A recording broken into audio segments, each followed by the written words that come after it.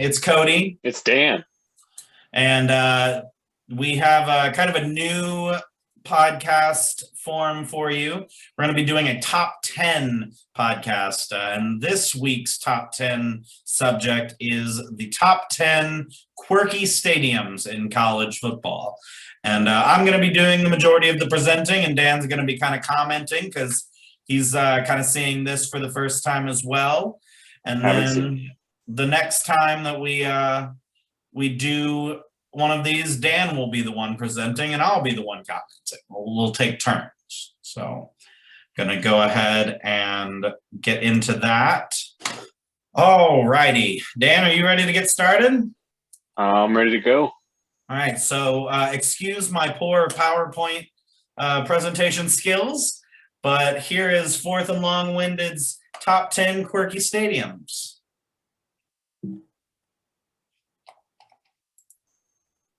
Number 10,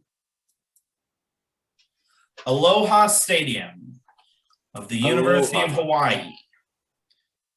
So I included this stadium because I have always wanted to go to it. And I think that it's a really interesting stadium because when it was first built, it was actually built on giant airbags. And the stadium can split into 4 parts and go from football to baseball. And I think that that is just one of the most interesting things that you could come up with, because you can see in this picture, it is a baseball configuration. Oh, hi, Kitty. Oh, is he in the video? He is. Get out of here. And then you can see in the previous photo, it was football. Yeah, see, I think Aloha Stadium, and I immediately just think Pro Bowl. Like, yeah, I don't even think a lot of people think of the Pro Bowl because it was hosted there. I don't think Rainbow Warriors. Yeah, it was hosted there all but 2 times from 1980 to 2016. But it seats 50,000 people. And it's a movable football to baseball configuration. I've kind of already talked about it. It was opened in 1975. And unfortunately, no one will ever get to go to another game there because it was condemned in December. So, really? Yeah, the University of Hawaii will be actually playing at their practice field. They're building temporary stands until their new permanent stadium is built in 2023. I found that to be kind of interesting. I was supposed to take my honeymoon to Hawaii this past year, and thanks to COVID, I was not able to do so.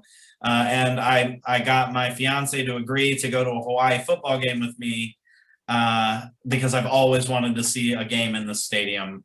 Wow. And now I'm not going to be able to. Thanks, COVID. All right. So wait. Number 9. Albertsons Stadium, Boise State University. And I think we know why I chose this stadium. It's a little less shocking anymore because we all know that Boise has the Smurf turf. But it's nicknamed the Smurf turf for the blue field. It was installed in 1986, and the stadium seats 36,387 people, which I think is an impressive size for a college of Boise State's size. And it is rumored to kill ducks. So there's this funny rumor from the people of Boise that ducks think that the stadium is water. So they try to, this is my kitty. Oh, hi, kitty. We have all the kitties in this. In this top 10. In this top 10. But it is rumored, they say that ducks will land on the stadium. They'll like dive in as if they're diving underwater because they think it's a lake or a small pond, and they go and die because they dive into the water. There's no horrific actual proof to like say that does happen, but that's the rumor. If anybody's going to find proof, it's going to be PETA. Right. PETA's going to come after Boise State. I think they might. All right, number 8. Ryerson Stadium in Eastern Michigan. And this is probably the only stadium on the list that I think is particularly a bad stadium. And I only say it's a bad stadium for two reasons. One, I don't like football stadiums, especially in college with a track around it. I think that just looks silly. It's terrible. You have a ton of money as a college, go build your own damn track. And then the second thing is when you watch it on TV, it's a gray field. It's not green. So you think that you're watching football in black and white. Okay. And it's really annoying. I watch a lot of MACtion, watch pretty much every MAC game in the fall. Just being a Bowling Green fan, I like to know who's good and who's not. And I've watched quite a few games at the Factory, as it's nicknamed. Yeah, I got a question about that. Do you know why it's called? Why in the hell is it called the Factory? Because I don't know if they produce much of anything in terms of. So there's not a real reason that it's being called the Factory. They're just trying to distinguish themselves from anybody else because Eastern Michigan was the doormat of the MAC for years and years and years. Luckily, their coach that's there right now has really helped them, and they're not bad anymore. But there was a time in which the faculty senate tried to get rid of the football program because they were just so bad. They felt that it wasn't bringing anything to the university. And so this coach has really been trying to distinguish them from the Factory of losing. And I think it hurts that this stadium is like less than 10 miles from Michigan Stadium. You can literally make the drive in like 15 minutes. It's kind of crazy how close these two universities are. And I think that kind of hurts them because, you've got all these people that are going, 115,000 people going to the Michigan Stadium. You're not going to fill up another 30,000 person stadium 15 miles away. It's just not going to happen. Yeah. And I think they did kind of a funny, it ended up being hilarious, promotional stunt a while back where they built a cement or a cinder block wall as the football team was coming out of the tunnel, and the football team had to break it down with sledgehammers, and they struggled to break it down. It took them like 20 minutes and they had to delay the game because they couldn't get out. Good Lord. So it was too well built. And it's just like, that's the kind of thing that it's funny and unfortunate in many ways. But yeah, they installed the gray turf in 2014. And I think that it's really interesting that this MAC stadium is 30,000 people. That's like a pretty large stadium for a MAC school. I was thinking that. But as I said, they've literally never sold out. The most people they ever had at a game was 26,188, which is 87% capacity. So makes sense when you got to go up against that team in Ann Arbor every weekend. Yeah. So number 7 is War Memorial Stadium in Wyoming at the University of Wyoming. It's the only Division I school in Wyoming. The Fighting Josh Allens. The Cowboys. So this stadium is weird only because it's the highest college football stadium at 7,220 feet above sea level.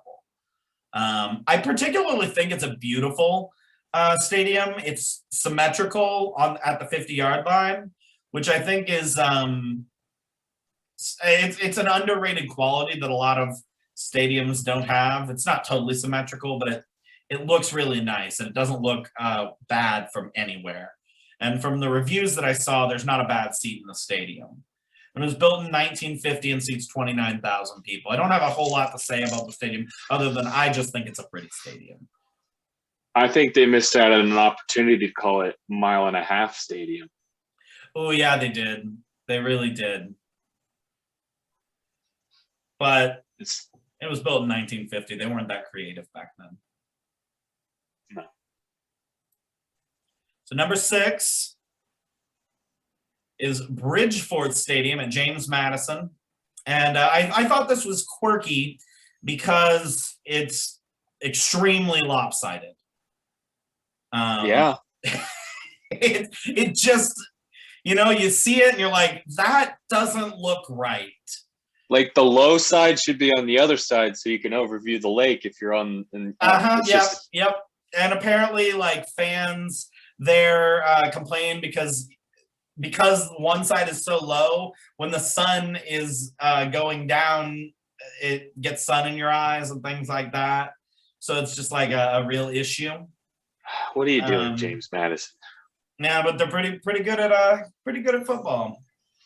Yeah, 2021 national champions. One of a few FCS stadiums that has hosted College Game Day twice. They have a 1-1 record. It was built in 1975 and continually improved upon since then. And I believe that they do have plans to actually make it a little more even at some point. There's been some rumors that they're actually trying to get into the MAC conference and join the FBS ranks because the Colonial conference that they're in doesn't have the same academic standards as them. They have a higher academic standard, and the MAC has a pretty high academic standard. But it seats 24,000. Number 5, I've got Brooks Stadium at Coastal Carolina University. And I put this as a quirky stadium mainly because of the teal field. And it's very quickly grown in size. So it was built in 2003, and it was named after Robert Brooks, who's the founder of Hooters. It was actually named after his kids because he made a significant donation to the university, but it was named after. That's perfect. Yeah, so that's a just so perfect. Fun little fact. It was built in 2003, but it's been renovated 5 times since 2003 to bring it to 21,000 seats. And the teal turf was installed in 2015. I really like Coastal Carolina. I think they're a fun little school. And I think sometime going forward, I'd really like to do at least a conversation about Coastal Carolina and their evolution from not having a program to where they are now. So I've got number 4 as SB Ballard Stadium, which is Old Dominion Stadium. And I put this as a quirky stadium because on the surface, it doesn't look so weird, right? And it doesn't. This is the stadium in its current configuration. They didn't play this past year in 2020 because of COVID. And so this was in 2019, but it just reopened in 2019 because the stadium before that looked like this. Now that's pretty different. Yeah, that's actually pretty cool. Yeah, it's a really cool stadium. It was opened in 1936, but the Old Dominion discontinued football in 1941. And the university just continued to find ways to use the stadium. From like the 70s on to 2009, it was used for field hockey. That was their main sport at Old Dominion. I wonder if it was the largest field hockey field in terms of capacity. I mean, it had to have been pretty big in terms of capacity. The end zone, the 2 end zones were built specifically for football. When they brought back the program, that was like part of the program being brought back. But then starting in 2017, they brought down one side and then they built it and then brought down the other side in 2018. And that's where you got this picture. And this is what the stadium currently looks like. And I just thought it was kind of quirky that like it's had such a history because the reason they did this is because it was ruled to be unsafe in any form to try to renovate it to what they wanted to be able to be used. Why didn't they just keep it the same? Like, I think it was fine the way it is. I really think because what it was is they wanted to modernize the stadium and add press boxes because that's where the money is, and they couldn't do that with this stadium. And if they would have just added press boxes above the stadium, then they couldn't have made it expanded it to any sort of function, which it's actually really interesting. From the first game that they came back in 2009 through like the 3rd year of them being an FBS program, they sold out every single game. So the thought was they needed more capacity, and that's what the Gotcha. new stadium brought them. And it just was not, it was not safe in its current form because it wasn't always a football stadium, and it probably went into some disrepair, things like that. I did not know Old Dominion football was that popular in the community.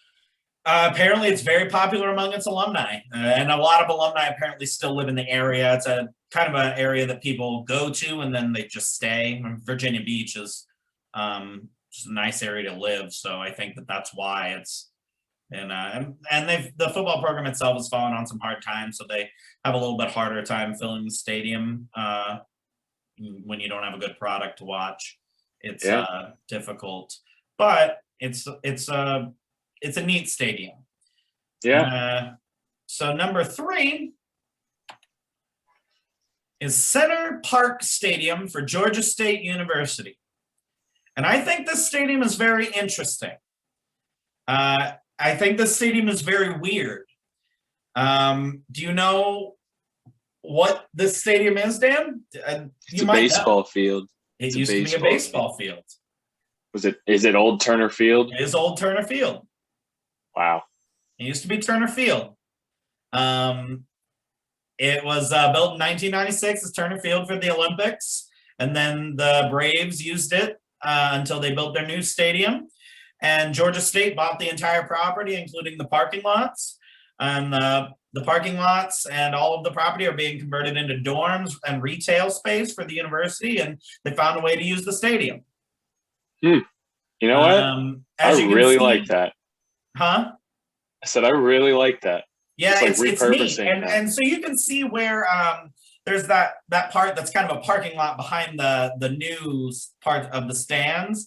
Yeah. And from what I understand, it's another part of the project to tear that down is the plan. But it's kind of neat that they were able to repurpose this stadium that really isn't that old. I mean, 96, it's less than 30 years old. So they're getting a nice deal on it. All right. Number 2.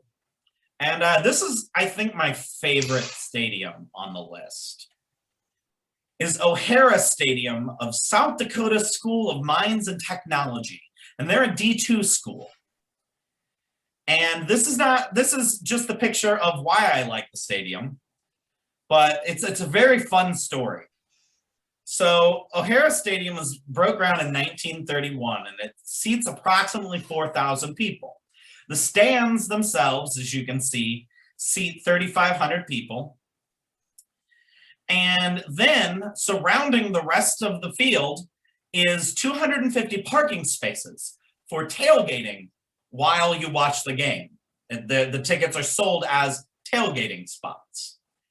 And it's another interesting part of this stadium for me is that apparently the university president wanted a stadium. So he put out that he wanted organizations on campus to design this stadium, and Sigma Tau fraternity told their pledges to design the stadium because they didn't actually want to do it. They were just, all right, pledges, this is your project.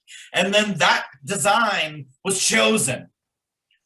And so it was literally designed by frat members. And then I can see why it's your favorite. It was built by unskilled labor as part of the works projects during the Great Depression.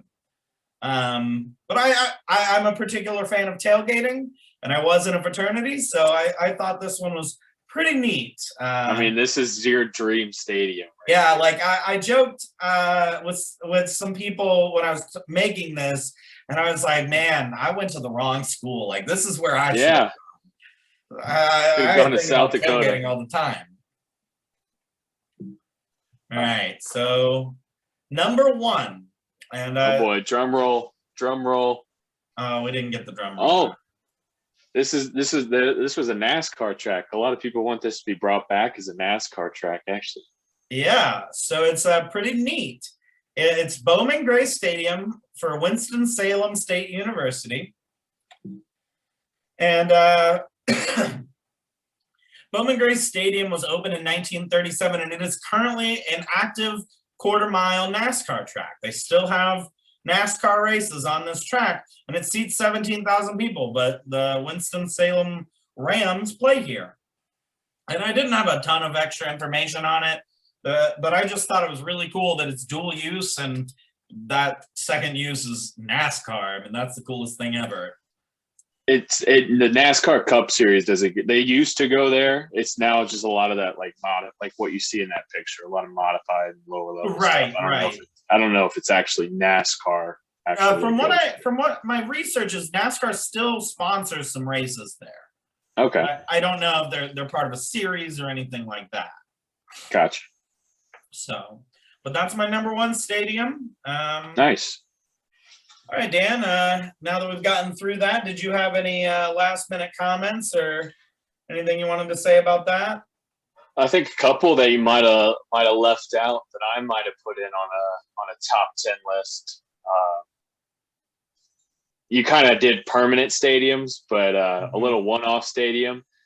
It actually is kind of related. At your number one spot, you had a NASCAR track. The game that was played at Bristol Motor Speedway.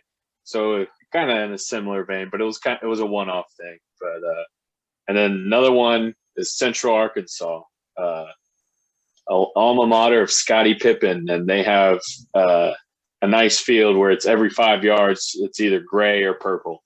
So it's not just like one solid color. It's like it's purple and it's gray. Yeah, I should have. There were a couple of stadiums that. I mean, there's so many quirky stadiums. Yeah.